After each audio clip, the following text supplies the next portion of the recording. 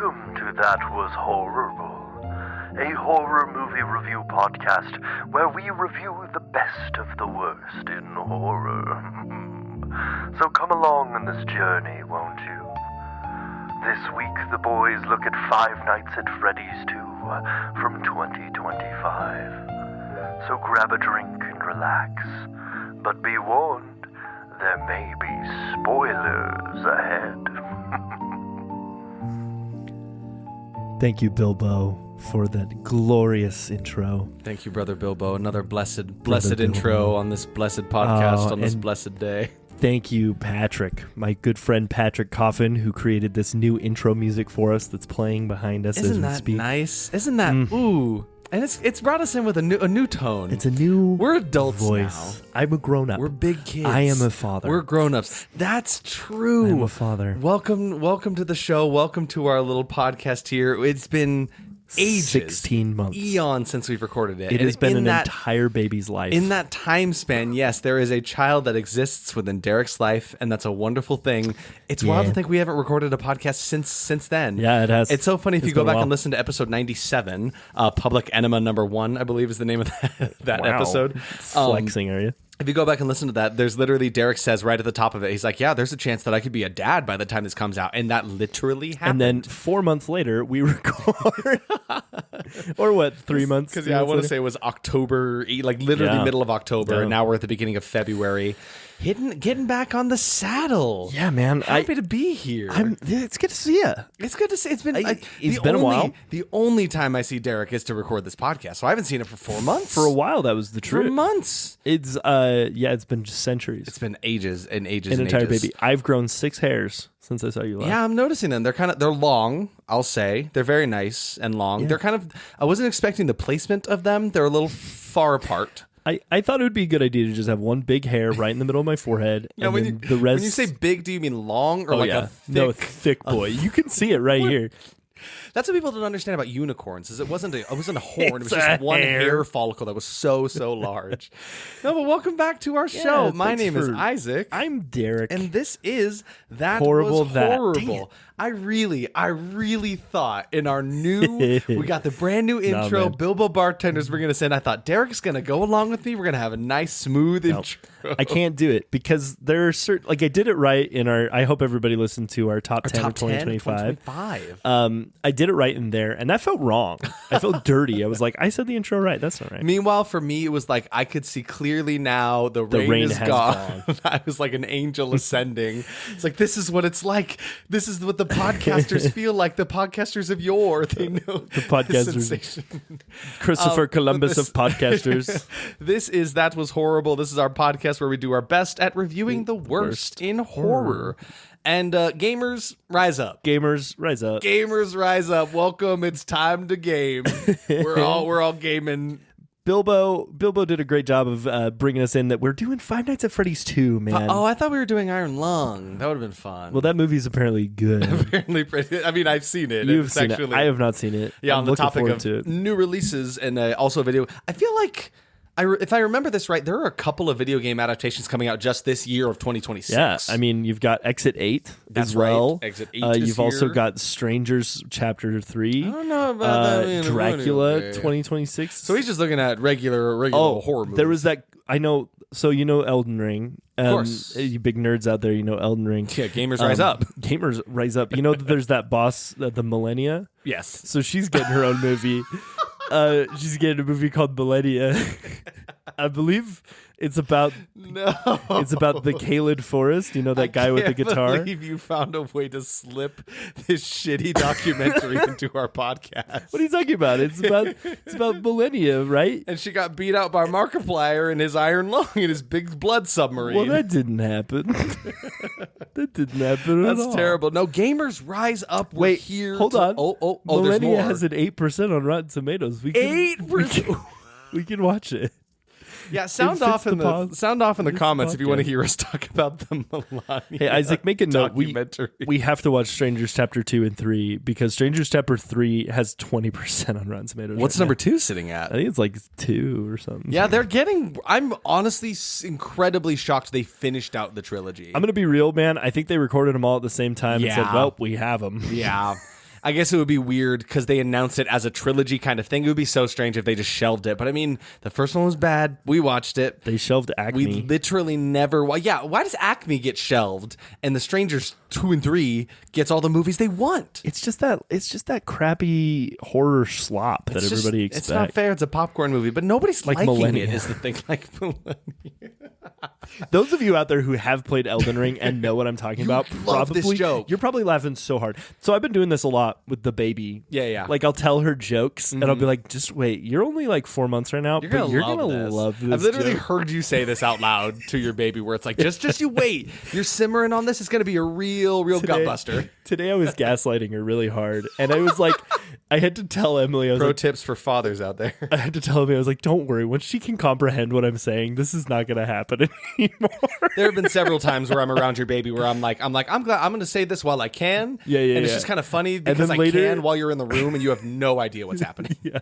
And then later, once you start comprehending noise, then we'll discuss it. Yeah, your baby doesn't even know who Matthew Lillard is. So anyway, we watched Five Nights at Freddy 1. Gamers rise up. You love saying that. That's all. The only thing I've thought about for this episode. That meme was like 17 years old. Gamers rise When was that meme? Gamers rise up meme. I don't know. But yeah, Derek's right. We did watch Five Nights at Freddy's 1. Dog. 2018. My brain tells me that wasn't that long ago, but we're talking that was solid 8 years ago. 8 years. Memes have been around for longer than I've been alive. Old. Goodness. That's not true. Yeah, memes date back to the Jurassic period. How the fuck how old do you think I am? Memes go way back. I'm going to get you this shirt from Amazon that says Gamers Rise Up, Don't Mess With Us. Oh my God. And it's in Comic Sans. So Derek, we watched Five Nights at Freddy's 1 a while ago. Yeah, we did. When did we watch that movie? I was trying to look back through our episodes, and it came out in 2024? I think so, yeah. Here's the problem with our naming system. It's hard to find them. It's really tough. But yeah, we watched it, and I was just fine with it. I thought that it had really good bits. I thought that the animatronics were really, really cool. I mean, they're all made by Jim Henson Company, so like we knew that was going to be cool. I remember not being super disappointed overall, but I didn't really think it necessarily needed a second episode. Second movie. I'm trying to go through our episodes. I'm like, what is Pirates and Eggs and Bibles? Oh my! I don't know, dude. What is Four Leaf Lover? Goopers, Apple Bottom Horrors. What are we doing? I think we're doing great. It's a good thing Patrick has made us this wonderful intro that makes us sound much more legitimate than we are, because we're a bunch of silly guys talking about plosive Peter Pan's peanut butter. But honestly, it is because of you guys that are listening right now that we're still going. Because Thank you. Like we took a big break, and it was weird to take a big break, but we were still getting notifications that people were listening every week, and it's so nice to know that there are people out there listening. I'm gonna cry, but really, it's awesome. It's truly weird. Like when you do this thing, you get in your brain where you're like, people only listen as we are putting out more new episodes and stuff. And when we had a break and absolutely no episodes were coming through, still getting listens every week. So thank you all so much for continuing to check us out. If anything, we kind of had a ramp up for a while. So welcome all you newbies. Yeah, welcome. This is kind of a new age for the podcast. I mean, it's going to not be the same as it has been in a good way. Yes. Hence with the new intro, new intro, new us. New intro, new me. We're moving new into year 3. Intro. I mean, that's nuts. We've been doing this for 3 years. That doesn't feel right. But also, like, where does the time go? It's just two guys in the sitting here talking about their favorites. As far as me with the first Five Nights at Freddy's, I think if I remember right, in our Derek will just underscore me here. In our top 10 of that year, it was in like my honorable mentions, solely because like I thought it was kind of fun and I liked it was better than I had expected, and I think the Jim Henson Creature Shop definitely lended its hand in making it actually pretty good, just because I think the animatronics were fantastic. They were so good, man. Accurate. They look as good as they needed. It's the Chica, it's the Bonnie, it's the Freddy, it's the Chica, the other ones. There's one more, isn't there? Chica, Bonnie, Freddy, Foxy. Please don't forget Foxy. Foxy's the best. Foxy, yeah. See, that's why Foxy doesn't talk in the games, because if he did, it wouldn't be scary anymore. It's a lot scarier when there's this animatronic rusted up fox screaming at you, but if he comes up and says, Foxy, that's not scary. That's not going to get the kids. It's kind of scary. I'm not going to lie, man. If he did that to me, it would be scary. If I was in a darkened area what is it? A busted down, not amusement park, arcade eatery. What is the name for places like this, like a Chuck E. Cheese? A restaurant. Have you ever heard of Caesarland?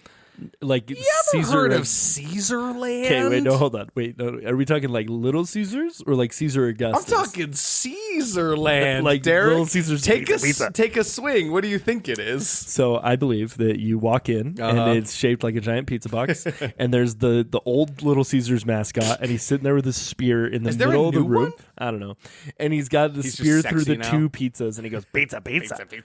But then Foxy, you have to guard his pizza place by night, and at night he pops up with his little Speezer his Caesar spear is Speezer, and he pops up and he says pizza.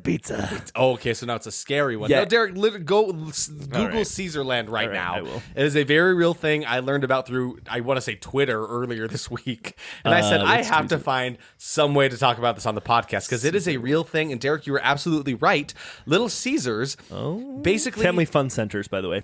Caesarland replaced Little Caesars Family Fun Center. No, but people call those things Family Fun Centers. Oh, I see what you're saying.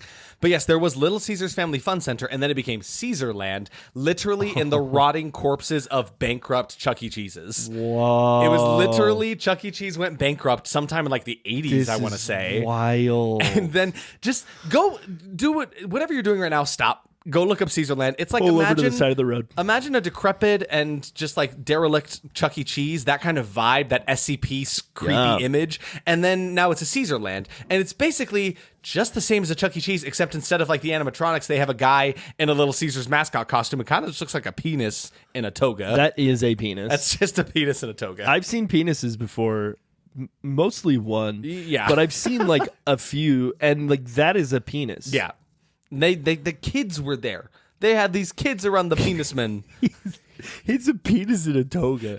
I can't get over this shit. This is crazy. Who passed this off? But yeah, Caesarland is a real thing. Okay. You know what's not a real thing is Freddy Fazbear's. Is that the name of the actual establishment of the game? Freddy Fazbear's. So we can get into that. I have played none of the games. I've played all of them.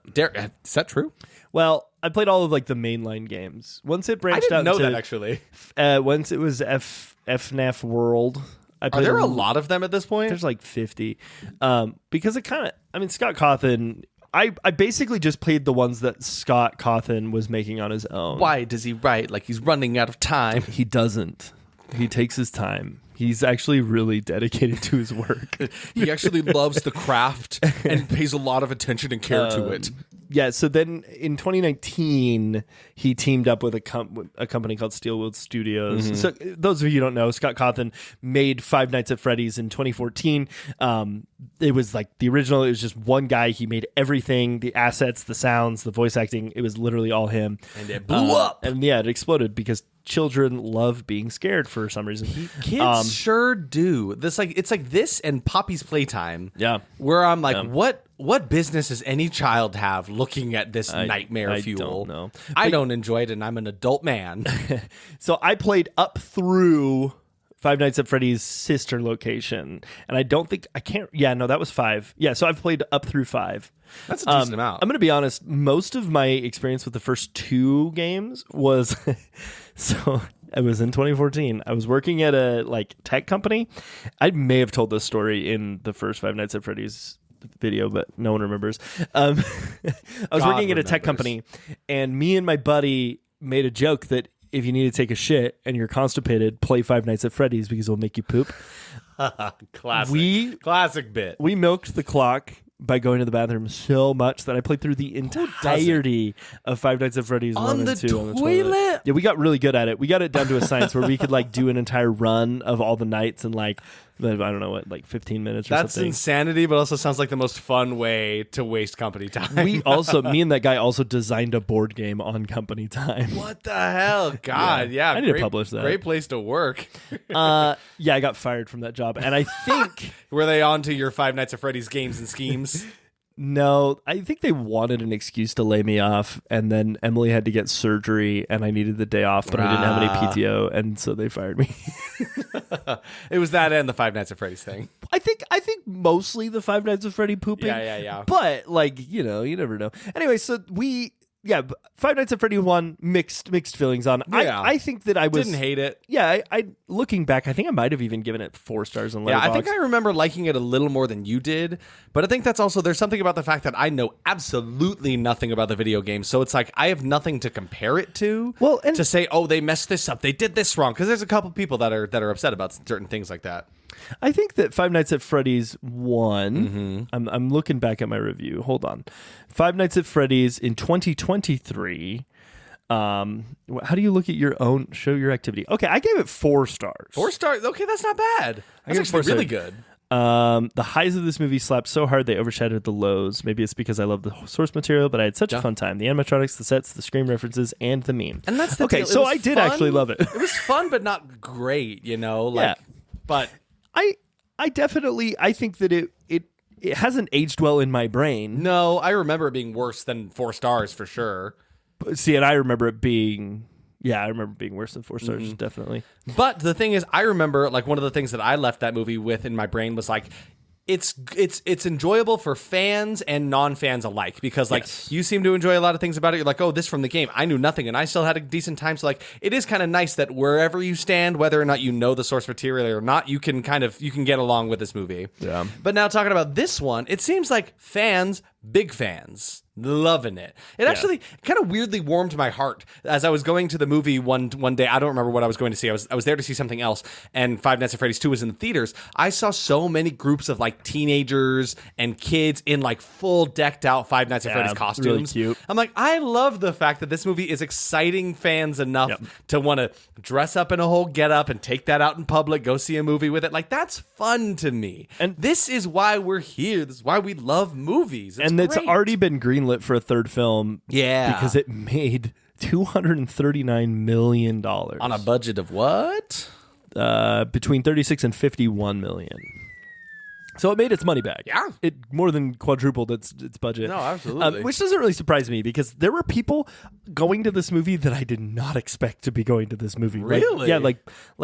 Like my niece went to this movie, but she also went to Iron Lung, so I don't know. Yeah. It just like, it's one of those things that just like kind of catches you off guard. Like, it's still like, even though it's a 12-year-old game now at this point, it is still very much in the public eye. People know FNAF. It's a big thing. It's true. People like it. It's just like you never expect certain people to like be going to movies. It always shocks me when I'm like, you are going to see this, little niece, Denise, my niece, going to see a Five Nights at Freddy's 2? Did you say that? Yeah. You have 6 nieces. So. I have 6 nieces, one of which is named Denise. Actually, it's all Denise 1, 2, 3, 4, 5, 6. Denise.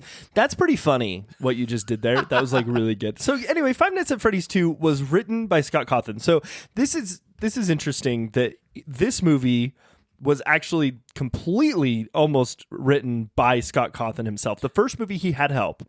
But this one, Scott Cawthon, the creator of the game, actually took it on. Keen-eared listeners, he's the original guy who did it all. So it's like the author of the thing working on the thing. It should be great, right? Well, I've been stewing on this one because I remember when we watched medium. it, you brought a good point about like the medium. I think that Scott Cawthon is excellent at writing a narrative in a soft world building setting, because like in video games you can do that. You can have these like soft world building moments. Movies you can too, but the way that a Blumhouse movie is presented is the complete opposite. Yes. They kind of take like the cheesy anime approach where everything has to be completely spelled out for you and repeated and shoved down your throat. And I say cheesy anime because not all anime is like that. No, of course. Go watch Free Red. There's good anime, but out like there. There's fantastic anime Yes, out there, senpai. please. Yeah, you better call me senpai, fucking guy. Gamers rise up. I've got gamers and anime on my side. Foxy!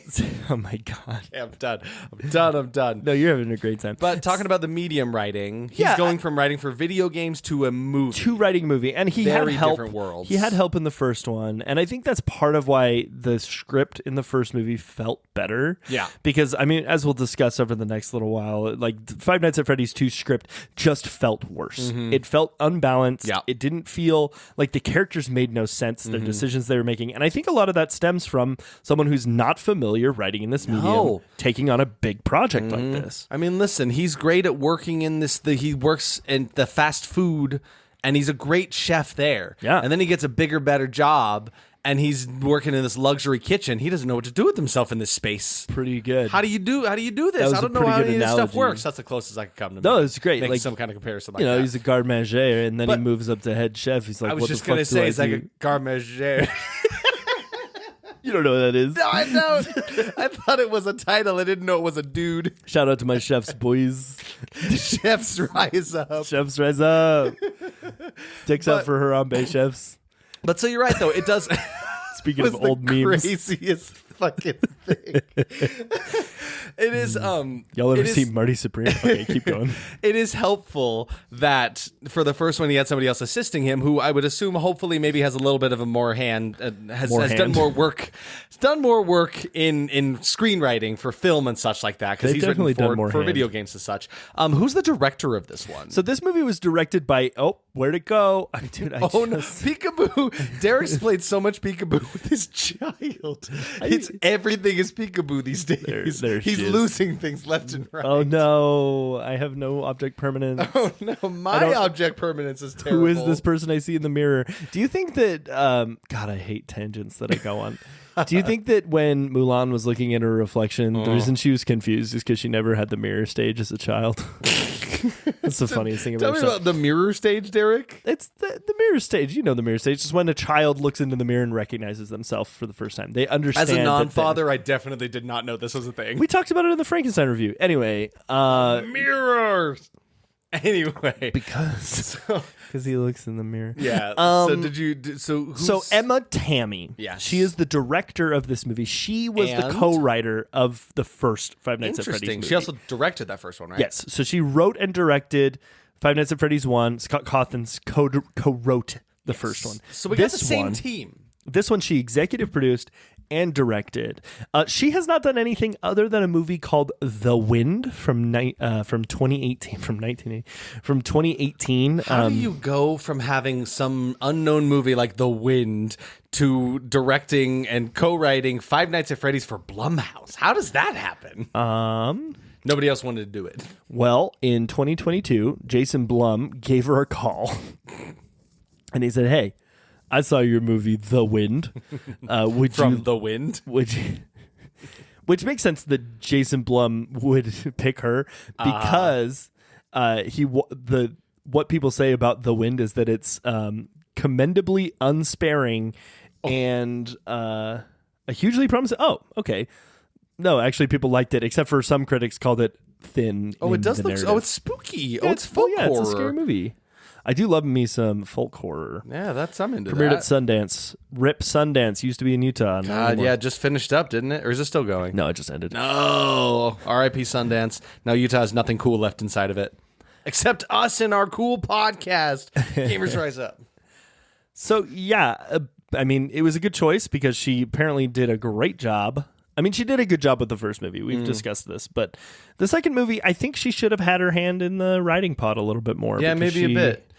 I do feel like from the first one of the biggest complaints is the fact that it is a horror game, and there weren't a lot of like horror focused scenes. It's like you're in here in Freddy's, there are the scary characters, but it didn't feel like it was like trying to be scary. Well, I think something that's inherently wrong with trying to adapt these movies to the big screen is there is no direct story. No. I mean, it is literally a guy sitting at a desk with some screens around him trying to not get killed. Yeah, it's like how do you make that a thing? How do you make that a whole movie? Yeah, and so, I mean, for example, in Five Nights at Freddy's 2, the only part of that movie that is like the video game is like 5 minutes towards the end when there's just like basically an Easter egg. It's like, oh, cool. Yeah, I know that from the games.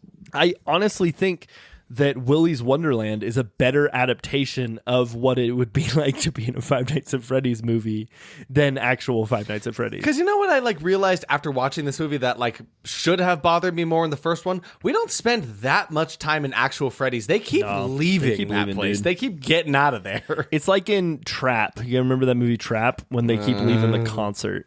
They leave the concert so goddamn. It's a weird thing they do a lot in like if you've gone to a concert, you don't leave. No, it's like unless it's like you really got to go to the bathroom, but like we're not just casually walking around the outside of the concert. This really pissed me off about an episode of Bluey. Yeah. Because they were watching a movie and then they were out getting popcorn. The movie's still going. No, like nobody does that. We man. don't do that. Nobody does that. I spent $20 on this ticket. I'm not leaving. I literally for had a to second. sell my child to see this movie with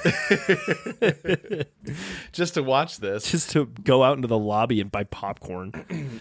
Anyway, so it was directed by Emma Tommy, who just is new to the game. But I mean, what a great start for her, I think, because she, even if the critics' reviews aren't 100% on board. Yeah, have we talked about the difference between the Rotten Tomatoes, the critics, and the audience reviews? Not yet. Because they are staggeringly different. Yeah, so the critics are looking at 16% on Rotten Tomatoes, and the audience is 84%. We do not often get a difference that big. That is ridiculous. 68 higher? That's insane. That's crazy, dude. Like, but it's just like I said, like about a movie like this and how I felt about the first one, where I'm like, it's a fun movie that is enjoyable, not like a good movie. No. Like, at least as far as critics want to analyze things. But like, I understand why some of the audience is really enjoying it. I mean, ultimately, it has the puppets. Yeah. It has some spooks. Kind of. Nothing in this movie really scared me. No, not incredibly. But I do feel like, and we can get into this when we start talking about the movie, I do feel like they listened a bit to like the feedback from fans after the first movie and attempted to put more horror in it. I think so. I think they definitely tried. I don't know if they necessarily succeeded. Yeah, that's the thing. You can attempt something. It doesn't mean it works. But ultimately, at the end of the day, I think that Scott Cawthon should, when they come back to the writings table for Five Nights at Freddy's 3, maybe have someone sit down with him. Because, yeah. But so for the marketing for this movie, they were really pushing the fact that Matthew Lillard is back because he was playing William Afton in the first one. But how?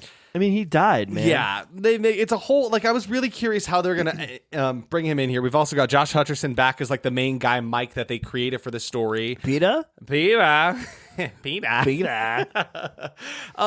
They've also got McKenna Grace, who is an actor. Again, they put her at like the forefront of a lot of trailers, and I was like, oh, she's gonna be a huge character in this movie. She's kind of like a star on the rise right now. She's doing a lot of movies right now and has been doing a lot of movies. But I don't give a shit about any of them.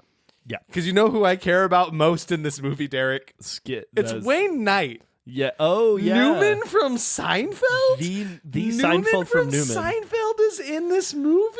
Yeah, dude. He got eaten by a Jurassic. I felt like I was watching a Marvel movie and they had one of those cameos. Like I wanted to stand and cheer when suddenly he was here as his asshole teacher. But he's awful. Pretty terrible in this movie.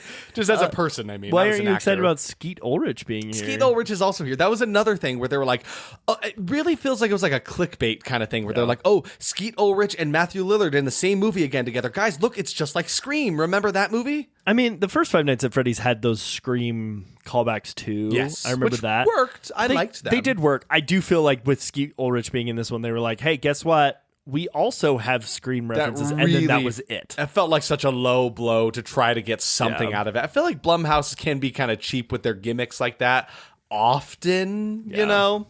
This movie definitely feels like a Blumhouse movie, and if you know what a Blumhouse movie feels like, it's like that. It's a movie that Jason Blum produced.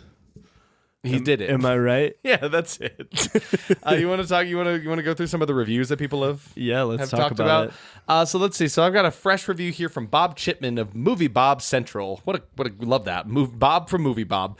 6 out of 10 with a fresh review says anyone seeking a straightforward scary story will start wishing it would just get out of its own way and deliver the goods. That doesn't sound like a fresh review, but it claims it's fresh. No, dude, my ads are going crazy. So you read another one. We got. Oh God, I had to pick the hardest name.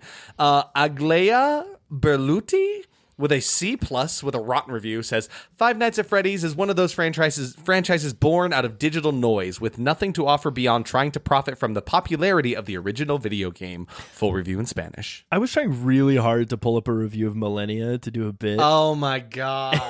It wasn't working. You've been suffering through just to try that. It didn't work. Jeffrey M. Anderson of Common Sense Media with a 1 out of 5 rotten review says, after initially showing some promise, this cash-in sequel devolves into the most achingly shop-worn mechanical batch of mismatched cliches imaginable. It's like a rundown robot. Oof. And then Tim Gogshell of Film Week, with a positive review, says, this film works. It's better than the first film, actually. Why does he sound like he's fighting somebody? It's better than the first film, actually. Sir, this movie is better than the first. I like this more. Because I like it when my male characters become completely unreasonable and grumpy the entire movie. They've done some interesting things with a lot of the characters in here. Are we ready to start to make our way towards the beginning of this movie? Splash. So let's talk about our expectations.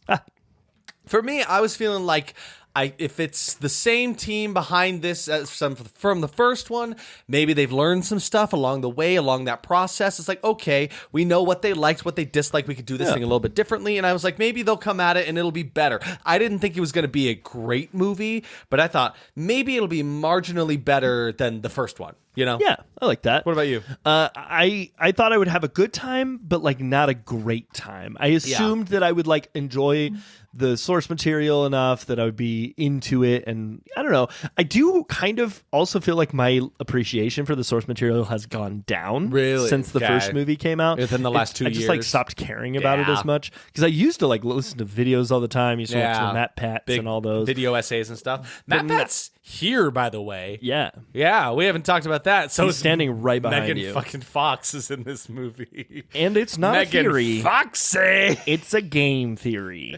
I was trying to do my best Matt Pat. Yeah, you were saying whatever the fuck you were saying. We hadn't mentioned that along with the rest of the cast. Matt Pat is playing the voice of the toy Bonnie in this one, which is pretty fun. And then Megan Fox, they have decided to cast as Toy Chica. Did we learn nothing from Mortal Kombat 1? Did we learn nothing?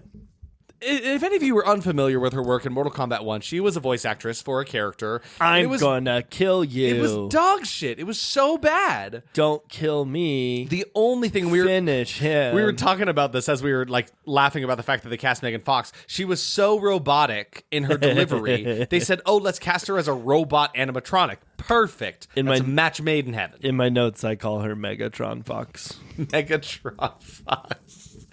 All right, so my first expectation says animatronics will yet again be the best part because, of course, that's what drew me into the first one because I didn't really care too much to see the first one. Then I saw those first shots of what they like the on-set pictures of the animatronics and such. I was like, oh, they look really good, actually. Yeah. God bless you, Jim Henson Company. Fantastic old puppets, fantastic new puppets is my first one. Yep, you're with me there. There's just like nothing about those puppets looked bad to me. No, they all look fantastic. They're wonderful, like top to bottom. Like not only do they look really good brought into like the real world, but also they look so. I'm a dad now. I can't say that shit. Yeah, grow up. Okay. I almost just called you dad. Call me daddy. Call me by my name. They look so accurate to the game. My next expectation said maybe the team listened to audience feedback. Maybe they took it back to the drawing board and they said, hey, let's do it a little better this time because now we know what to do. I often wonder between like a movie and its sequel, like do people ever go and look at what people are saying? Absolutely. I mean, I guarantee they do. But also, I don't know. If I had made a thing, I'd be so scared. I'm like, I don't want to know what people are saying about it. That's true. But also, you want to learn and do better and grow as a person. Not everybody wants that. No. I don't think these guys wanted that. I don't think so. Megatron Fox will be awful and will be the worst part of the film. You just keep doing it. You just keep doing it. Unnecessary nod to Scream with Skeet and Matt Lillard in the same movie. I just felt like they were really. I saw it coming from a mile away. I'm like, this is just not going to pay off in any kind of enjoyable way. We will be pleasantly surprised by all the kills was my next one. Ooh, yeah, I remember that in the first movie, I do remember being like, whoa. Yeah. They showed that in a PG-13 movie. That's true, because it is crazy. PG-13. So is this one, right? Yeah. So they're both PG-13, but I do remember like we were watching the first one, and I think it was like this big chomp they had done on a child's head, I think, and I was like, that's crazy. Yeah. If I remember right, you see it in like a shadow, so you don't actually see a kid die or blood. There's definitely a beheading. Yeah. However, that's the thing. I've always been on, like, I will die on that hill. Like, PG-13 horror movie does not immediately make it bad. There are good PG-13 horror movies. No, have you ever seen Polar Express? Yeah, exactly. Is that PG-13? I don't. I would assume so, maybe. You think it is PG-13? Could be. Would you bet your life on it right now? I have a screwdriver in my hand. Not. Would you bet your life that Polar Express with Tom Hanks is PG-13. It's definitely PG. It's 100% PG. It's just G. It's G. Damn it. We both have to take a screwdriver. I would have loved if it was PG-13 for no goddamn reason. It is terrifying. You know what is a horror movie that is good, that is PG-13? Godzilla. Drag Me to Hell.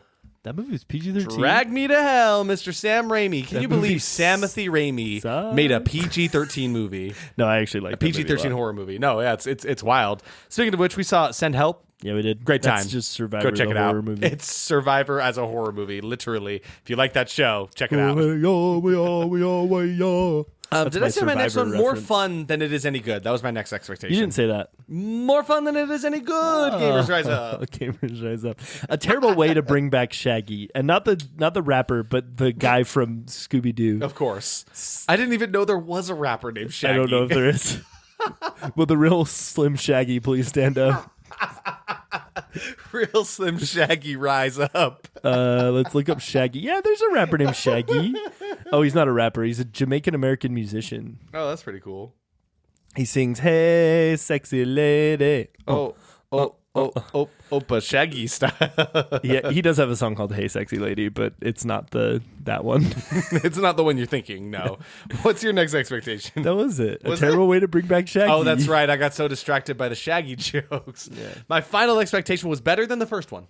We're gonna rise up and go up we're going up. I guess I don't know how you actually feel. Right now about this movie. Do you think it was better than the first one? Tell them right now. Tell the audience. I'm not. Spoil the. I'm not a crook. You are. I'm holding a gun to you right now. Gorbachev, bring down this man's balls. Pointless story just to fit in the Five Nights at Freddy lore was my final one. It's like, I don't know, man. I felt the same way about the first movie where I was like, all of this is just here to get us into the place where the things happen. Yeah, that's fair. One of the things, so I guess it's time, let's get into this movie. I mean, we've been talking about it the whole time. We've been talking the whole time, but now it's time to discuss this movie in full spoilerific details. One of the things that is criminal about this movie is the fact that it deeply underutilizes the incredible animatronics that they made. They are barely there. They're hardly there at all. Especially, so we have, okay, I do want to say, up front, I'm not going to say too much about the game versus the movie. I don't think it really matters too much. If you want to know more about it, there's so many way more qualified people to talk about it than me. Matt Pat himself. One thing I do want to say, though, is... Star of Five Nights at Freddy's 2? Five Nights at Freddy's 2, the game, is actually a prequel, and the guy you play as, there's, like, theories about who it is. Anyway, but it's a prequel set in a place, like a second location that was opened up, right? And they built new versions of all the animatronics with like facial recognition. That was the whole like point, is that they didn't want the robots to kill kids. And they were... This will help our robots not kill kids. If we give them facial recognition, that should stop all the problems. But then they had like two sets of robots, and correct me if I'm wrong, internet. One set of the robots actually, well, the animatronics got like put into storage and where they just like withered away. Yeah. And they were replaced with the new fancier versions with like the facial recognition. Nice and sexy, shiny plastic bodies. Which is why in Slim the movie... waists on that Megatron Chica. In the movie, when we see it from their perspective and they like do the facial recognition check, which is really cool. Yeah, well, it's because they use the dead spirits of convicts inside the fucking robots. I mean, what do you expect to happen, man? If you put the so is this intentional? They are intentionally putting souls in these things? Yeah, apparently. I know nothing about this because I thought it was like the souls of dead kids trapped in there. No, so the good ones. Their will. So the good ones. So there's bad ones now. Then there's Chucky. The other ones are just Chucky. So it's just literally Chucky. There's a convict's brain in a body. Yeah. Is there a convict brain in everybody? I love the fact that they were like, this thing is so likely to kill people. We need to make extra measures Let's give so them it facial doesn't recognition. kill people. It's crazy, man. That's ridiculous. So, Derek, knowing the second game, Five Nights at Freddy's 2 is a video game, how do you feel like this one compared as far as adapting that one and certain things about it? Okay, so in Five Nights at Freddy's 2, the movie, it is a continuation of the story set in the first movie. Right. So that alone is not anything like the game. Yeah, they're kind of having to live two different lives in like the world they've created this storyline to continue from one, but also keep it accurate to the video games at the same time, like this weird balancing act. There was a substantial divergence. Yeah. Right? And honestly, I didn't feel anything from the second game until like the last half hour. Yeah. And then at that moment, the main character once. does like sit down at the desk and he looks down the hall and Shadow Bonnie's there. And it still scares me because I barely saw it and Isaac saw it. And then as I was preparing to do this podcast, I saw a picture of it on the internet and I got scared. He scared and himself. I had to turn on some YouTube video because I got scared. Because it was like 11 p.m. and I was alone in my basement. You know, it was scary. Yeah, and Five Nights at Freddy's 2 is a very scary movie. It actually is. Like, well, no. Okay. The game, characters though, yeah, they're creepy, man. That's really the thing. creepy. Like, I can sit here and josh and joke about Five Nights at Freddy's and, like, you know, how it's loved by children all over the place. It is legitimately pretty spooky. It's scary. Because we've all been at a Chuck E. Cheese and been like, fuck that mouse. Hey, I do not like that guy. I only go to Caesarland. You're right. So please. I'm a Caesarland purist. Please don't say But don't Charles put me Entertainment Cheese's name in Don't front put me of me. around a giant penis, man. I had a You don't wanna really know hard what time with happens. Bose is Afraid because like giant penis just doesn't work for me. So in this movie here, we got a continuation from the first one. So we've got our main character played by Josh Hutcherson. It's Mike. He has a younger sister named Abby, who in the first movie made this really great friendship with the souls of the dead kids that are inside the animatronics. Is that right? Yeah, I honestly forgot that plot point completely. Yeah, truly. And then we were watching this movie and she's like, I gotta go back to my friends. It's the entire goddamn movie, man. She's just so sad. She just wants to go back to her friends. And it's like, girl, your Dude. friends are ghosts. Dude. They live inside of animatronics. Stop. The victims of murder. Just stop. You gotta let it go. Girl. And she can't. And Josh Move Hutcherson's entire character this time around is nothing but like exasperated guy who just wants things to be normal. He annoyed me really bad through this entire movie. They ruined his character in this one.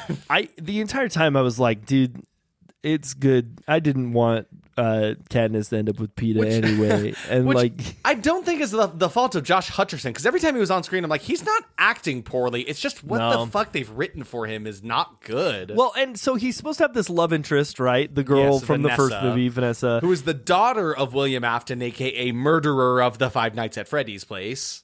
Oh my God, I just currently remembered. stuck inside of a Springtrap suit. I just remembered how this movie ended. Yeah. I forgot until right now. Yep. Because this It movie comes is back, huh? so forgettable. It's both Derek and I have talked about how the fact that literally the day after we finished watching this movie, it's like, what happened exactly? What went down in this movie? Dude, you know that they're already bringing fucking Shaggy back for movie 3? Yeah. Yeah, It's already been slated. We can talk about that. The fact that, like, in most of the marketing, they kept talking about Matthew Lillard is here. Matthew Lillard is here. That's Okay, great. he's in the movie He's for in 3 minutes. So little of this movie, it's ridiculous. Because the way the first movie ends, spoiler alert for Five Nights at Freddy's 1, if you don't know that, what are you doing here? Need a spoiler alert. He dies by it's a spring lock. I don't know what's the mechanism inside. Spring trap. It's basically so like the suit opens up and you could put a person inside, like it locks them in like a rib cage, and it's pretty brutal. And it kills them. Yeah, and so he gets trapped inside of a suit by the animatronics, and they're basically like keeping him prisoner in a sense. But so it's like, okay, we know he is alive in a sense, and they were kind of building it up. They left the first movie off in a way that's like, oh, he's going to be the big bad again in the sequel. Hardly in it at all. Technically not even really in it. The biggest sequence we see him in is a dream sequence because Vanessa, his daughter, aka love interest of Mike, Josh Hutcherson's character, just like, I can't stop thinking about my dad. My dad really messed me up. Okay, but like that's like normal. It's normal for people to get trauma, right? The problem is she wasn't like that when we met her. No. He already traumatized her by the time we met her in movie 1. Why is she now like that? It sincerely feels like they forgot to give her trauma, and they were like, hold on. Wait, no, she has it. Give it to her. It feels like her and Josh Hutcherson are holding the stick of who's the important character in the movie. Because in the first one, he had an arc and a character and things to do. She was kind of nothing. Now it's the inverse. She has so much more to do and has an arc, so to speak, in this movie. And Josh Hutcherson is just there. Yeah, he doesn't do shit. He's literally just a whiny baby boy the entire does movie. Nothing. Oh, my sister just keeps talking to the ghosts. She doesn't ever want to play with me. No. But there's a sequence where Vanessa basically goes into her dreams and fights off her dad. She's like, fuck you, dad, I'm not scared of you. Yeah, she goes full Inception. And the worst part about that is it becomes a Blumhouse movie. It completely does. Oh my God. You got your weird dimly lit like hallways inside of a house. They're stretching down. Super weird zooms. Yes, exactly. Everything about that sequence feels Blumhouse. We both like at the same time said, "Oh, it's a Blumhouse movie." Oh, it's a Blumhouse movie. Yeah, exactly. If you like hid who made this movie at the very beginning of it, be like, "Oh, look, it's Blumhouse." It's a Blumhouse. Blumhouse did this one. That's great. But yeah, so that's what's going on with her. Abby, the young girl who misses her friends, is like struggling in school, and Newman from Seinfeld is her asshole teacher. Who just kind of bullies her about being bad at his robotics class. He's just kind of a dick for no reason. And he does eventually get attacked by a sexy robot played by Megan Fox. But so Abby, in her anguish, you know what bothers me a lot about this movie is how frequently they go back and forth between like a normal suburbs and this decrepit, rundown Five Nights at Freddy's, because it's a different location than the first movie, right? There are two separate locations. They're sister locations, if you will. That's not the sister location. But that's just a theory. It's not. It's not, I'm sure. No, the sister location's a different one. If you read the lore. But literally, there's a moment where Josh Hutcherson like goes to sleep. He wakes. No, he's gone from the house for a minute. He comes back, finds a note. She's like, I went to go find my friends. She walked all the way to Freddy's. Where the fuck is this place? What is it so close to these suburbs that you can just walk there? That doesn't make sense. Well, see, this movie doesn't live in time. No. So you have this film where the house that they stay is right next to the other house where other people stay. Yes, everything is so conveniently and then located. There's this rundown fucking Freddy Fazbear's Pizzeria. And my favorite thing about this rundown, Freddy, if I may. If you may, please. It is completely covered in vines. All over the place. And grass. Like it's been covered by time. But my favorite thing about this, if I may, yes, is that the top of the fucking light posts are also covered in vines. And if I may, the problem with this is it's not set in a post-apocalyptic future. Because that's what it feels like. It feels like I Am Legend. Yeah, and if I may, you may. The issue with this is that doesn't make sense. No. And if I may, no, I'm done. You may. It's just so funny because like if I don't remember the location of the first movie looking quite that rundown, overrun by vegetation. It kind of was, but they went so heavy. Somebody went to fucking Hobby Lobby. Yeah. And they're like, hold on, we have to cover every light post. They're like, with grass. We have so much in our budget for set dressing. Just fucking go crazy with it, man. The internet will be mad if this doesn't look like it's from 1987. So there's I forgot their name already. Is it Which one? Ghost Spotters? Is that their name? It's like it sounded almost like farts. Yeah, I can't remember. But I'm looking. Hold on. Yeah. So it's there's God, it's gonna kill me. So we get introduced to this little group of ghost hunters. I sincerely forgot about all of them. Basically, wannabe Ghostbusters who decide, we're gonna go inside of Five Nights at Freddy's. They're just Freddy food Fazbear's for the puppets. Exactly. That's all they are. They go inside of there. But the thing that is most important about their existence in here is twofold. One, they're being brought in there by the security guard of this place, who's just deeply off-putting. He is just, something is wrong with this man. His name is Michael. He's a security guard of this place. Spectral scoopers. They sound like they're poop scoopers, but for ghosts. Dude, they literally go and clean up ectoplasm. Hey, listen, nice work if you can get it. I'm always going down to that bad hotel. Cleaning up all that ectoplasm. Ghosts be coming everywhere. Ectoplasm. Listen, the Ghostbusters are creating jobs for folks like me. I love the boys in brown. But it's white because it's ectoplasm or greenish hue. No, I'm with you. But we get introduced to this character, Michael, and it's like this guy is giving such a performance that it's like surely he is not he has to be somebody important. Well, if you read the if you just go to the cast list, of course, it tells you exactly who he is. Well, who is he? It's fucking Michael Afton. Michael Afton. Now that name sounds familiar. So no one in the movie puts this together because they're all stupid. No, but he's the son of the guy William Afton, aka brother of Vanessa. So we have another Afton up in the mix who has brought people, these kids, mind you, into this place of business where they all get killed and one of them gets possessed by the marionette. Now, if I may, I would love to discuss the fact that the marionette was really cool in this movie. I liked that puppet most of all of them. Until they decided it would be better for some reason for instead of using the cool marionette practical puppet that they built that looked really cool and spooky for her to possess McKenna Grace's character. Yeah. And then they just have McKenna Grace there in like makeup, just like doll mime makeup instead of actually using the cool puppet. Now, what are we doing? The fucking the animatronics aren't there enough to begin with. And now you're telling me you're going to get rid of one of the animatronic or puppets, I guess, and replace it with a person in some makeup and weird CGI. I really hated that choice. I don't know, man. Hey, fun fact. Fun fact. I know I said I wasn't going to say a lot about the lore, but it is kind of important. No, of course. So in the first game, Five Nights at Freddy's 1, the main character who's sitting behind the camera is Mike Schmidt, who is actually Michael Afton in disguise. And that's why the animatronics are all attacking him, because they think that he is William Afton, but it's actually Michael Afton. So it was really interesting to have him be brought into this one. Yeah. So. It's very strange, but it's just like they introduce him in one scene and then he doesn't really return until like the end of the movie. Like he's gone for most of it. Yeah. And that's a weird thing. I feel like this movie really suffers from trying to do a lot of different things. And we've talked about this with movies in the past where like when you throw so much in here, you're not going to be able to like successfully resolve all of those things. Most of them are just kind of going to go to the wayside.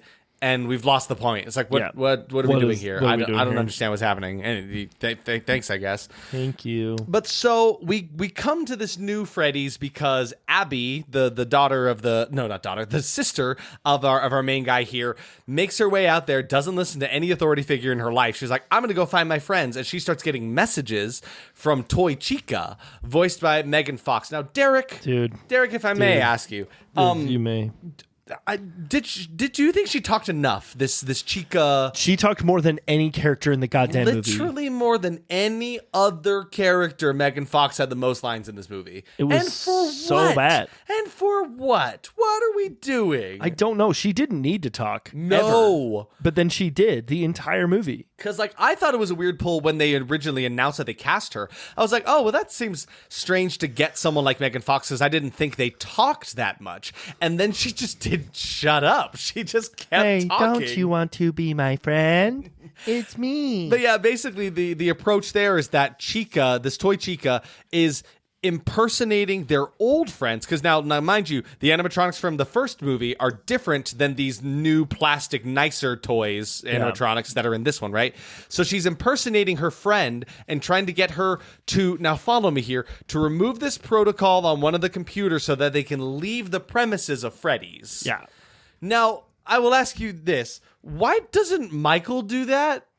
Well, if he's in cahoots with them, why can't he just remove the protocol? So Michael was in this movie for no reason. Yeah, truly. So they were like, hey, there was, and I may be wrong that it's not the playable character. It might have just been a flashback that you learned he did like work at the first place. I don't know. Yeah, it's so fucking convoluted. Yeah, it sounds like it's crazy. Anyway, it's one of those iceberg YouTube videos. I think what was happening is Scott was sitting there. He's writing the movie, and he's like, oh, I forgot about Michael.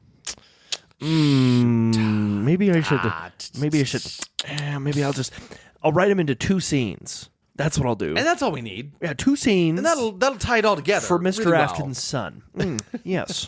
And that's what happened. It's just so silly. That's why he didn't do that. It's also so funny that it's such a simple protocol to undo within their systems that a little girl can come in and do it for them. Hey, you saying little girls can't be smart? Listen, I'm not saying she's stupid, but like Newman from Seinfeld says she's a bad, stupid student and can't make robots shit. That is true. He did ban her from doing the science fair. This is a plot in the movie. It's a plot. It totally is. This main girl really wanted to do science fair, but Newman from Seinfeld was like, hold on, little girl. No, Jerry, you can't have this little girl do the fucking science fair. This is a really good Newman. Terrible. It's a really good Newman from Seinfeld. How does he sound? He's like, it's me, Newman. I literally could not. If you put a gun to my head, I could not do a Newman impression. Wayne Knight, Kramer, it's me. I can't. I like yours more though. This is it's like 1 a.m. on a Friday, and I cannot remember. It's fine. It's gone. It's left our brains. Newman's but gone. so now Abby has been schemed into releasing the animatronics out into the greater world, right?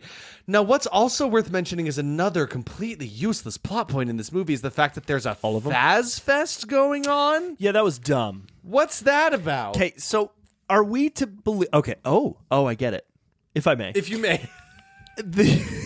I think that this fictional town of Nowheresville is like 5 houses, one little strip mall, and then on one end you got Freddy Fazbear, and on the other end you got Freddy Fazbear too. Yeah, exactly. And so you're saying if you like zoomed out, it's just you one would see a world where it's just a strip of just these small locations surrounded by ocean. Yep, and on an island. Okay, that's the next Five Nights at Freddy's. It's Five Nights at Freddy's Island. Yeah, but they actually retcon the island idea and they add a little other. They had a little carnival. Or a haunted house. Yeah. Because the third game takes place in a haunted house, and I'm pretty sure the movie's going to take place in a haunted house. It seems like they're setting it up for that. Anyway, so the reason that they're on this little strip is, 1, then they're stupid, and 2, now they can have Fazfest. Yes. Which is a completely pointless plot point. So crazy. It's just a bunch of people dressed up as the Five Nights at Freddy's characters. So, okay, you have this Chuck E. Cheese's. This is equivalent to if a Chuck E. Cheese animatronic ate a child and we started throwing parties for them every year. Like, you're telling me several children died inside of this Chuck E. Cheese, and we love that so much we're going to throw a festival in Charles Entertainment Cheese's honor. That doesn't make any sense. It doesn't make sense. It doesn't even make any sense. We're not celebrating this. Like, what is the point? And also, like, I don't think there's any reality where I could be on board with it, but I'm like, it would make any kind of sense if like that had any purpose for a Fazfest, but there wasn't. They just wanted to put people in costumes for no reason. I think the only thing that it worked for was because there was a time when the animatronics are walking out amongst the people and people are like, wow, that's a really good costume. I genuinely think that was it. The only thing. For the record, Fazfest is not in the games. It's completely made up for this. So even more useless is what you're saying. That's basically all I had to say. Yeah. But like any... Oh, hold on. Yeah. The movie... Oh, my God. Oh, please. Oh, I'm so mad. I love breaking down this movie and what the fuck is going on, because what are we doing? I hate to, if I may, go back to the stupid light posts again, if I may. With all of their vinage? Yeah. So that was in 1987 that place shut down, right? Because the bite of 87. That happened in November. Yep. This movie takes place in October 2002. So that's like, what, 15 years? That is certainly not long enough, I think. Vines don't grow that fast. No. They don't grow that fast. Nature does not reclaim a parking lot that fast. This confirms my theory that this is on an island. It's that's true. Because the foliage... And it exists out of time. The foliage would grow. We're coming up with our own... And also, we only see... That's a Matt Pat reference. We only see a couple houses. Yes. We see inside the Fazbears. And a school. We see a school. So there's a school on this island. That's true. We got... Now, where do we fit the school on the island? Do we have the plane logs for this island? Should I make the joke? Was that bad? That was a bad joke. Okay, let's move on. Freddy Fazbear's on the list. Don't say it. Don't say it. That's terrible. We're moving on. Should I bleep that? Nah, it's fine. Anyway, Fazfest. So anyway, Fazfest is happening. So basically, it's like any less than great monster movie where like really none of the movie you give a shit about until the monsters show up, i.e. the animatronics. And they're just not there most of the time. Oh, so, okay. Oh, I'm sorry. I did keep reading okay. while you were talking. In the game, there is a fall fest. Oh. Right. And it sometimes involved Fazbear Entertainment. Yeah, so you can stop making your tweet, fan of Five Nights at Freddy's. It's okay. We figured it out. There's Fall Fest. Fall Fest does happen. And then there was like a big fire in the Fall Fest in 1983, which is a main plot point in the lore. Okay. I did remember something about that. I do. So it is coming. I mean, we do have to remember it is the writer of the games behind the script. So like things have to happen for some reason. Something is connected for some reason. I don't know. But it was basically just nothing. It was just, I don't know, man. It was dumb. But like we can honestly wrap this up pretty quick by just saying like the animatronics dupe Abby into letting them get out of the facility because she undoes their protocol in the system for some reason. Yep. And then they're able to go out and be free. Now, here's the thing, which we didn't mention at all. There is an opening sequence to this movie where you see this young girl who is at Freddy's. Right. And completely forgot about this. She sees a child who is in danger of being killed by William Afton. She rescues him, and in the process, she dies. But the weirdest part... that's just because she was like an idiot, though. The weirdest part about this, though, is the fact that... this little girl's so dumb. No, the weirdest thing about this is the fact that she screams to, like, 3 different adults about, like, hey, this kid's in danger. And all of them shrug her off. Like, the only 3 adults she went to happen to be the biggest fucking assholes. Dude, it's so funny. The beginning of this movie did not set a good course for the rest of the film, because it literally is this girl dying. She's actively trying to get help for this dying kid, and then fucking the parents are just like, I'm busy right now. It definitely gave wah, wah, wah, wah, wah. Like, Derek, you have a different sense now because you are a real father. Yeah, dude. If a kid came to you that distressed, would you be like, get out of here, I'm going to be real, dude. Yeah. Before being a dad, if a kid came to be that distressed. I'll tell you what, me as a non-father would absolutely be like, what is...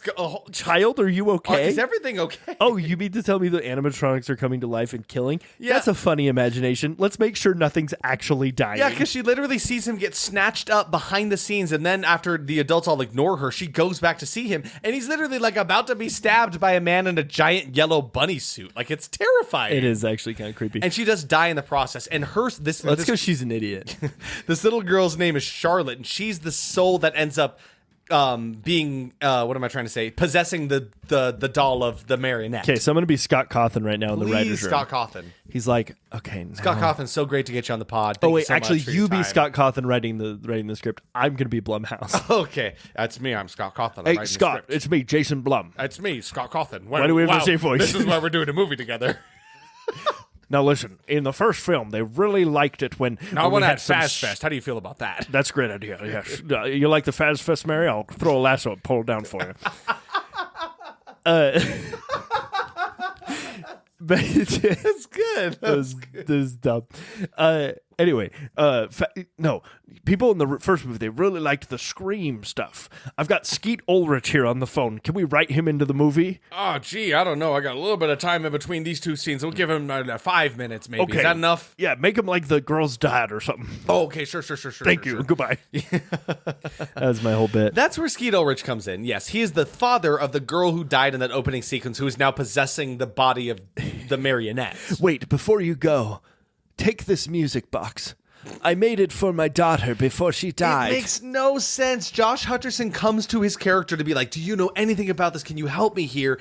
And he offers no help at all. He's a pretty useless character, Skeet Ulrich, in this entire thing. Also, worth mentioning, never in the same scene as Matthew Lillard. Yeah, because they're the same guy. So what's even the point? Because they're the same guy. Yeah, you've never seen Skeet Ulrich and Matt Lillard in the same room at the same guy. time. Go back and watch Scream. It never happened. Yeah, they're never on screen at the same time. It's the same one guy in wigs.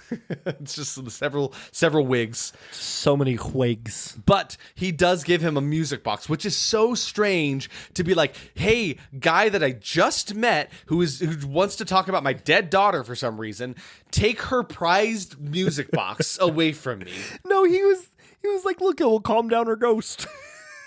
Like, does he know that her ghost is possessing a puppet? He does say something along those lines. I don't get Take this to my daughter. She loved it. Hey, it's me. Oh, yeah, my daughter's Jason a ghost Blum. Here. You'll need this. It's me, Jason Blum again. There's no way to end the movie. Have something to calm him down. Oh, I got it. I just played the sick game Bloodborne, and in it I use a music box to calm down the big werewolf. Maybe you could do something with that. He literally says, it's like, it's dangerous to go alone. Take this, and gives him a fucking music box. That is a plot point in Bloodborne, by the way. Okay, I believe you. Just so you know. That video game you know a lot about. It's very similar. So you're telling me it's a ripoff? I think they ripped off Bloodborne. They were like, it's also a video game. Just throw it in here. No. But so the reason that I go back to the opening sequence is that it seems like Charlotte is kind of piloting all of these animatronics that are in this new Freddy's, right? And it seems like her motive is that she wants to kill adults because she died because of negligent adults. She doesn't ever actually go for any, like, parents. ever. Because after the animatronics get out, they only ever seem to target a teacher or some old people, never actual parents of children. Is it just adults that she wants to kill? I don't guess. Really understand it. So I did remember this, but I was trying to make sure that I wasn't making it up in my head. In the game, yes. one of the things you have to do. So, okay, the game Five Nights at Freddy's 2, I personally think is better than Five Nights at Freddy's 1 because there's just more things to do, and there's more like interesting things. It's not just flipping through cameras. One of the things you have to do is wind up a music box to keep the puppet at bay, and if it ever goes down, then you get killed by the puppet. Which I'll admit it's a cool little gimmick. It is a cool gimmick, and so but. The music box in the movie was so out of left field, and I completely forgot that it was in the game. And I feel like I should have remembered that. Yeah. But the movie didn't present it in such a way that it felt like a reference. It felt like a throwaway. It felt really just like it genuinely forced in there, too. It was in the game, so they felt like they had to shove it in. Yeah, exactly. But so the animatronics are out. They're causing a havoc. There's a weird plot point where Abby takes the toy Chica, the whole entire animatronic, to this like science fair thing just to say like a fuck you to Newman from Seinfeld. And then he kills Newman. And then it kills him. Literally, toy Chica sees him being an asshole to her because he's basically like, "What? You think you can put a person in a costume and call it a robot? That's so terrible of you. You're so stupid, little dumb kid." Ugh. That was a dumb Newman impression. He's kind of an asshole. Here's my impression. Oh, I'm dying because he does. Toy Chica goes and kills the man. She I want to say squeezes his head. Yeah, she does. She squishes his head to death. It's crazy. It's the wildest thing. I was not expecting him, of all people in this movie, to be the one that died in such a terrible fashion. But it was actually kind of fun. I never thought I'd see the day that Megan Fox dressed up as a giant, sexy... I do not find Chica sexy. No, but that's Freudian slip here. But I feel like that's why they put her in that specific one. They were like, I also just does she look hot? Literally, you're looking up exactly what I'm looking up. Is the toy Chica? Yeah, she's wearing... Is her model? Okay, she is kind of. They do have her slimmer at the waist. Yeah. I don't know. I was just curious if they sexed her up for the movie. No, it is weird. I don't like it. It's not good. She's portrayed as flirty, sassy, and enthusiastic. Wow. There's also the scary moment in the movie that is also from the game where you see toy Chica, with her eyes completely blacked out and without a beak. So it's just this black, soulless eyes and this scary, gaping mouth with the teeth inside of it. Listen, I gotta hand it to Scott Cawthon. He has made some very unsettling creatures here. They are spooky for sure. I cannot deny that. Until you look at Five Nights at Freddy, the high school years, because in high school, Chica had a huge crush on Bonnie. So, they didn't end up together, but it's really cute. Yeah, it was a real will they won't they kind of situation. Yeah. And Toy Bonnie and Chica are in a lot of fan art as boyfriend girlfriend because they're in love. So basically, this movie culminates in all of the I guess before we get to that, do you want to talk about how there's one kind of interesting sequence where Josh Hutcherson's character Mike is at a computer terminal and he's basically playing Five Nights at Freddy's 2. I've been alluding to this moment the entire. It is a cool sequence. I do like how much of the game mechanics they put in this. It was my favorite part of the movie. Yeah, because there's this mechanic in the game where you have to put a head of Freddy over your head. Yeah. To make it so that they think that you. Well, it's for Foxy. No, Foxy's the only one. Foxy's the only one that doesn't work on, right? Yeah, it's for all of them. They look at you and they're like, "Oh, my computer registration it is my computer, brother, fellow Android. Sorry about that. You looked like a flesh bag, like a dirty flesh bag. And if I find that dirty flesh bag, I will kill him. But clearly, you are a Freddy. You are a Freddy." Yeah, this whole section was actually pretty fun, and it was pretty on board.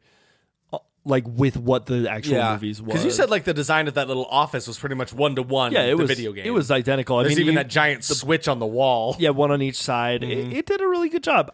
This was easily the best part of the movie. Yeah, exactly. In my opinion. And you know why? It's because it's just direct from the fucking game. I feel like Scott Cawthon, when he was writing this was the part he enjoyed writing. He's sitting there smoking a cigarette. He's like, they're gonna love this part. Shit. And then the rest, he's like, we live in a eat your heart out, FNAF fans. I love this version of Scott Cawthon we've made up. I know nothing about this man and how he is. He doesn't and look acts. the way I thought he did. Does he not? Yeah, he just doesn't look. Anyway, that was basically the movie up until that point, and now it's actually gonna end soon. Yeah, we're getting to the point, like, a lot of nothing has happened. Where this movie culminates is, like, things happen, everyone ends up kind of at this one house that the animatronics have broken into. And Josh Hutcherson has called upon the good, kindly dead spirits of the old animatronics and risen them from the dead. Gamers rise up from the grave. It's been a while since you've said that. It's been a minute. I had to do it, or I was gonna start getting the shakes, the delirium tremens. You know, He basically resurrects the old animatronics, and they come and just. This is something that was so disappointing because I was like, oh, this will be fun. We'll see new animatronics versus old animatronics. This is going to be a fun fight. The old animatronics come in and immediately kick the ass of all of the new ones. Yeah. Like, instantly. There's no fight at all. Just like a couple swipes. They rip their head out of their spine. They break this. They crash that. And that's it. It literally just ends. Like, there's no climax in this movie. They, like, storm into the suburbs. They all break into the house. There's, like, a car crash at one point. Yeah, it just does nothing, man. It just kind of ends. But that's the thing. Like, they're never at any moment in this movie do I feel like anyone is actually in danger. Yeah. Like, I truly, things are done away with so quickly because it's like, oh no, all of the animatronics are back to life and they're coming to get you. And then, oh no, the old ones came, they destroyed them.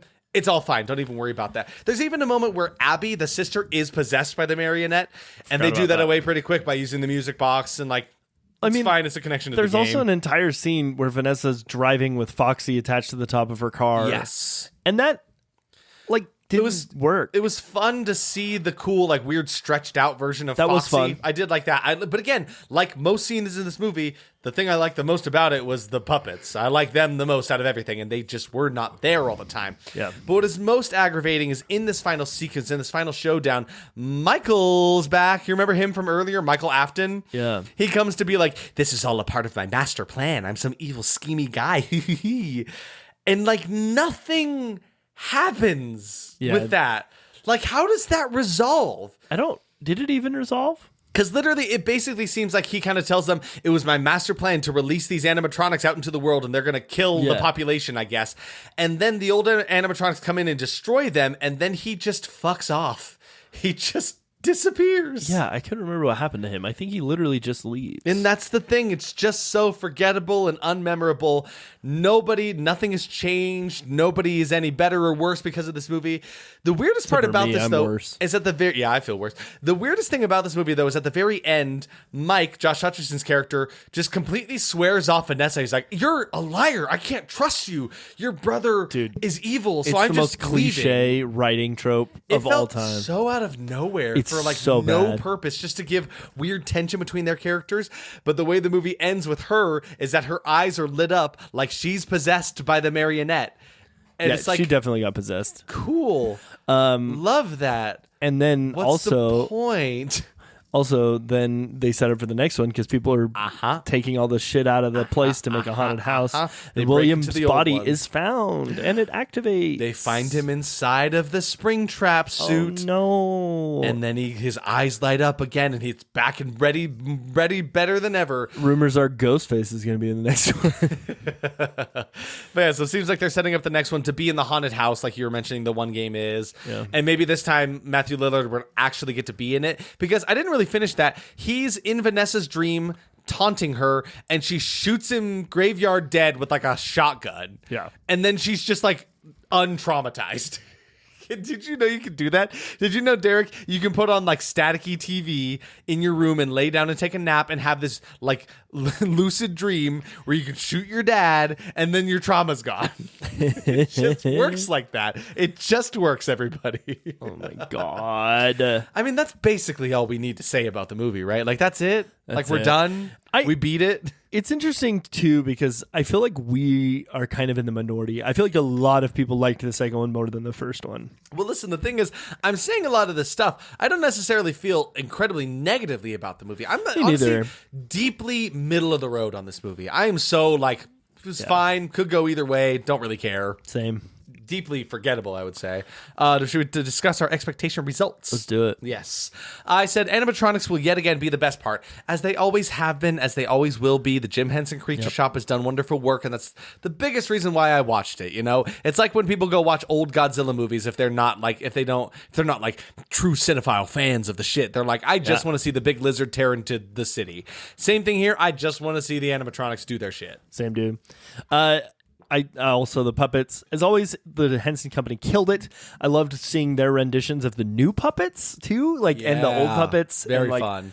Even the actual puppet was really the really marionette cool. was so cool, and so sad that they kept having her possess somebody else. I mean, that is technically what it does. I know. I just liked the puppet a lot. Yeah. I said maybe the team listened to the audience feedback, and I feel like they'd listen to the feedback wanting more horror, because I do feel like there were more sequences within this one that were attempting to be scary. Now, do I think they paid off? I don't think so. I don't think it played off incredibly well. However, I do think they were like, you wanted horror? We tried. We did make an attempt at that. They tried. Megatron Fox will be awful in the worst part of the film. She should not be allowed to act, voice acting. Also that much. Like, why? I mean, I don't understand. Like, the one thing about... Okay. I don't know. I feel like people became obsessed with her because she was hot. That's it. Right? And she was in Transformers and everyone's like, duh, hot girl. Like, that's so stupid. And, like, good for her for trying to branch out. Yeah, that is true. I guess I can support her, like, doing a thing that is completely separate of like, her body. Like, just my voice and my acting. Which, if I was her, I would be tired of people... For sure. Always talking about her body and her weird toes. It's just unfortunate that she's not that great at it. No, man. I mean, she tried. Maybe she should stop now. Yeah, maybe you tried? Maybe try some Shakespeare. Yeah, do something else, you know. I said there was going to be an unnecessary nod to Scream with Skeet Ulrich and Matthew Lillard. Really unnecessary to put these two together, and I feel like it was solely to just get more butts and seats, you know? They're like, okay, we got the kids love Five Nights at Freddy's. What is something else? What can we get those older audiences in here? Oh, we'll do like harken back to Scream. People love that stuff. It just was useless and went nowhere, and I didn't like it. Agreed. Both of them were in the movie for a combined total of like 5 minutes. Maybe. Like, useless. We will be pleasantly surprised by the kills. I'm finishing up these... I wrote this yesterday. I'm finishing these notes up the next day, and I sincerely cannot remember anyone dying except that kid in the pool, which I didn't even talk about. There was the kid in the water. There's like a little river that runs through Freddy's. Yeah, and he got like electrocuted. Mauled up by piranhas. By like piranha puppets. Yeah, well, they weren't piranha puppets. They were like little of the marionette. Little guys. And then they like ate him up. It was so strange. But Very bizarre. The movie was so goddamn forgettable that that's the only one I could remember. I think there's one bit where a kid gets like pulled up into the ceiling and you hear like crunching sounds. Don't remember that. I hardly remember that one. You're thinking of a different movie. Yeah, it must have been. You're thinking of High School. I'm thinking of Willy's Wonderland is what I'm thinking of. Yeah, you're right. Not enough pinball. I said it'll be more fun than it is any good. And yeah, that's pretty much exactly what it was. I think there were sequences, again, all of them just with the puppets and animatronics in them. Those are the fun sequences. But beyond that, a lot of plot holes, a lot of issue with the writing, pacing issues too. Just like not fantastic. Agreed. There. A terrible way to bring back Shaggy, Matthew Lillard. Just let the characters die, man. This guy did not need to be in this movie. I don't know. It is fun to see him act, but at the same time, like, it just was so out of place and boring. It just went nowhere, really.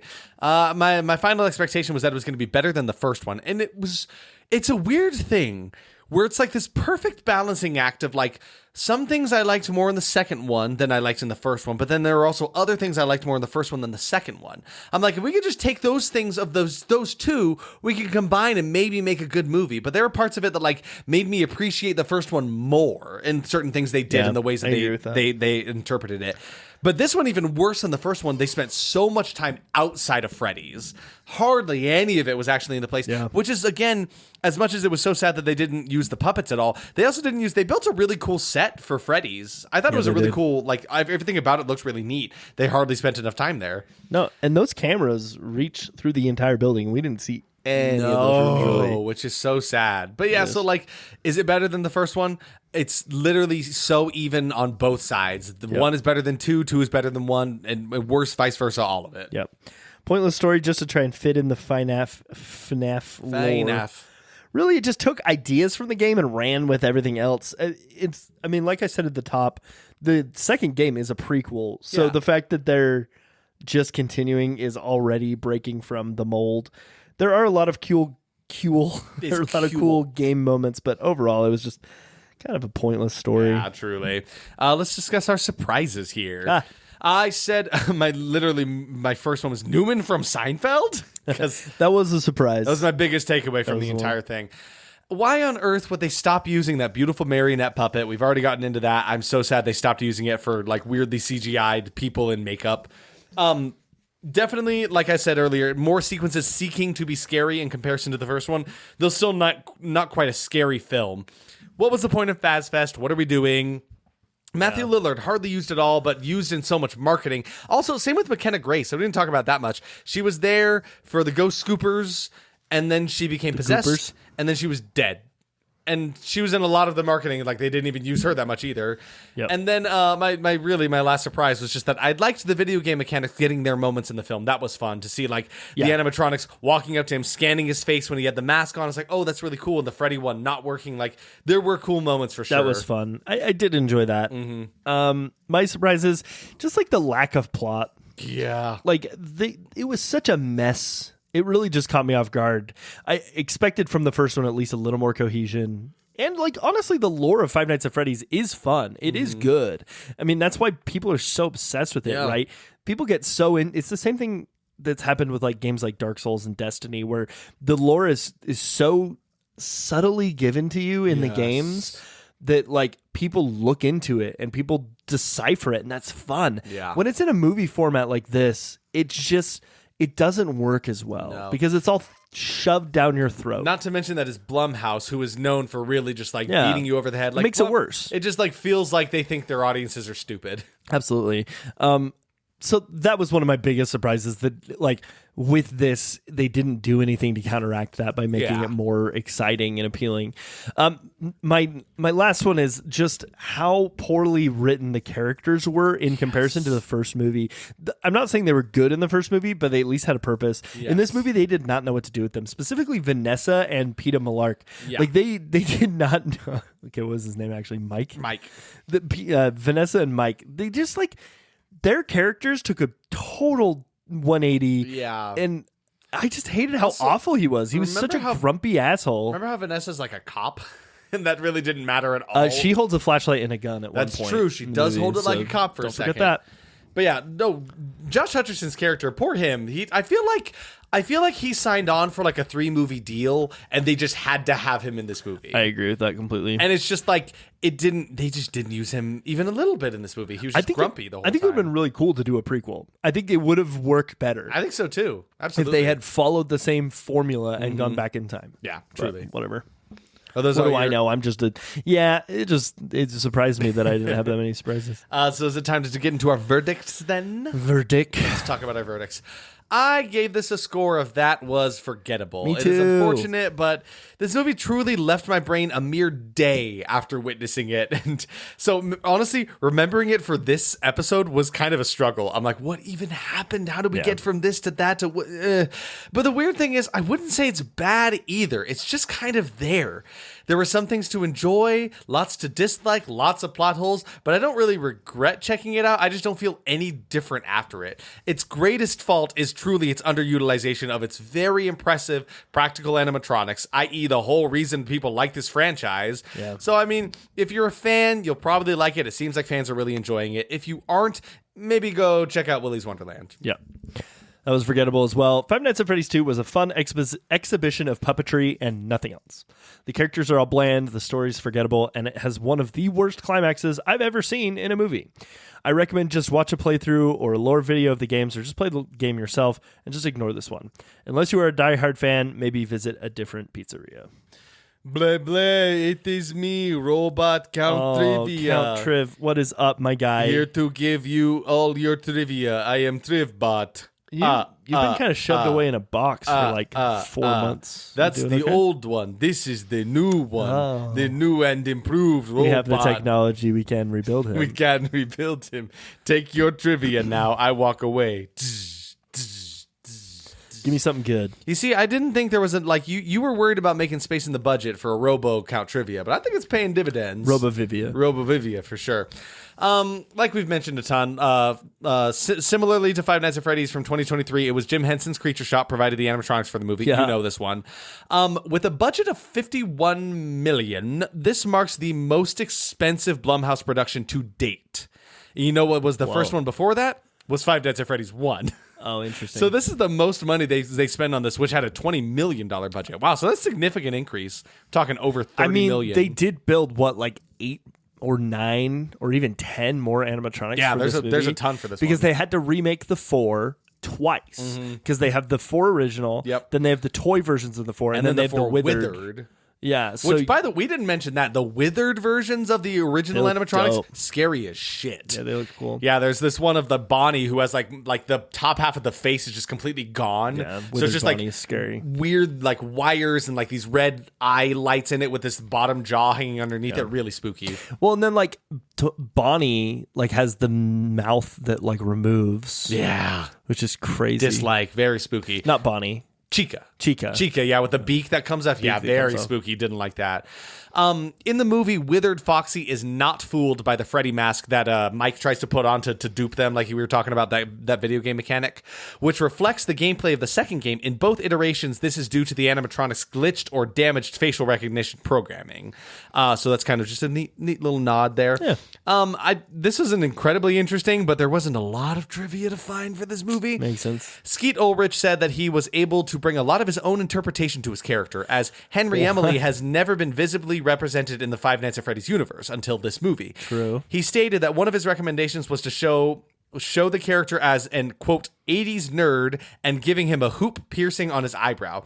What? Per Skeet Ulrich and Matthew Lillard, everyone loved the idea, though it eventually got nixed by a higher up. He's like, guys, I got this really cool idea. I could put a hoop earring in my eyebrow. That's really dumb. Oh, the higher ups don't like this. This is trivia? This is trivia, Derek. That's not trivia. That's a stupid thing. It's so dumb. I don't care about his character anyway. And the fact that he's like, I'm going to really delve into this character because my $2 million less check than 5 minutes. I really need to fulfill my contractual duties. So stupid. It's so dumb. I almost fell asleep saying. My last bit of trivia here is the arcade machines feature a game starring Candy the Cat. Candy is from Five Nights at Candy's, an indie point-and-click fan game developed by Emil Mako, inspired by the Freddy Fazbear games. So I didn't know that. That's actually kind of a neat little nod. So yeah, one of the arcade machines in Freddy's is Candy the Cat, which is kind of neat. So that's us talking about Five Nights at Freddy's Dos, the sequel. Gamers, go to sleep. Deuces. Gamers, cease to rise. Gamers, rise down. Rise down. Rise in a downward motion, please. Unless it's been rised for longer than 2 hours, then go see a doctor. Oh my God, speaking of, you know that show The Pit? Yeah. So the new season of The Pit just started, and it's got crazy practical effects. Like if you're a fan of practical effects and a fan of hospital shows, go check this out. But to the point where a man comes in who took way too much of the Viagra, and they show the entire ass shaft. They built a prosthetic penis, and they're draining blood from the penis with a needle on screen. That's nuts. That's it's just wild. flopping there, dude. It's just there. What a way to leave this episode, thinking about that imagery. You're going to walk away with that now. Gamers, rise down. Gamers, rise down. Down, boy. I think watch The Pit. It's actually great. Yes. So thank you for joining us again. Thank you for all of you who stuck with us in our brief hiatus here. We hope to get back to some more regular content for you. It's great. Happy to be here. Hope you enjoyed the slight changes to our new format, the intro. Give us recommendations. Hope you enjoyed our intro and our outro. Yes. Yeah. Hit us up with some recommendations, Bilbo please. Bartender, for, he actually retired from being a bartender, and now he just does intros for podcasts. Yeah, he got picked up. Yeah, he's big into voice acting now. It's great. Yeah, he does a lot of voice acting. Have we decided what our next movie is here yet? Probably Silent Hill. Yeah, I think it's Return to Silent Hill. Either that or Strangers. So expect that's true. Expect one of those in the next couple weeks. We'll come to you with a newer one. We'll decide what it is officially. But Isaac, our 100th episode is coming up soon, and our 3-year anniversary. So we got to figure something out. Yeah, we'll figure something out fun that's there for you guys, for any of you guys who've been here since the beginning. We'll play 100 minutes of every video game ever made. 100 minutes of every Slender Man game there's ever been. Listen, we've already dipped our toes into the 5 minutes. That's how we celebrated it last Slender year. Man. Yeah, exactly. Speaking of which, go check us out on the YouTube channel. We do have stuff up there. We have, if you've listened to us on the feed here, you can check out our top 10 of 2025 episode. You can also watch. We do have a whole last. You can see our faces. Yeah, you edited that shit. Real. I edited that shit. It's very good. Thank you very much. Really good. I put time and effort into that. So yes, please go check that out. We also have gaming videos, which is a lot of fun. Yeah, I enjoy those ones. We recently played the Cabin Factory, I think is what it was. Great game. Really fun game. Really great game. We got some other stuff too that we've recorded and have yet to put out yet, which might tie in with a movie that is released later this year, we'll see. Which would be fun. We should probably do that. We'll see about that for sure. Absolutely. We're ramping. We're ramping for sure. We got a lot of stuff in the works. Happy to be here. If you like what you see here, please go follow, subscribe, all the fun stuff. If you want to find us on socials, go follow us there. Just look up That Was Horrible anywhere you find any accounts on any of the Instagram, Twitter, Facebook, all of that stuff. We're there. We're there. You'll find us there. But yeah, that's us here. That was man. horrible. That's it. That's a wrap on that. Bing, bumping, bumping, bumping. Gamers, rise down. As always. Hey, Garfield be with you. Stay spooky.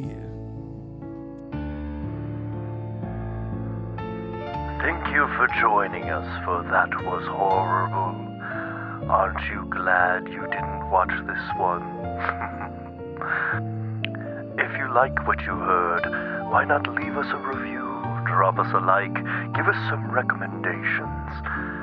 But whatever you do, stay spooky. Goodbye.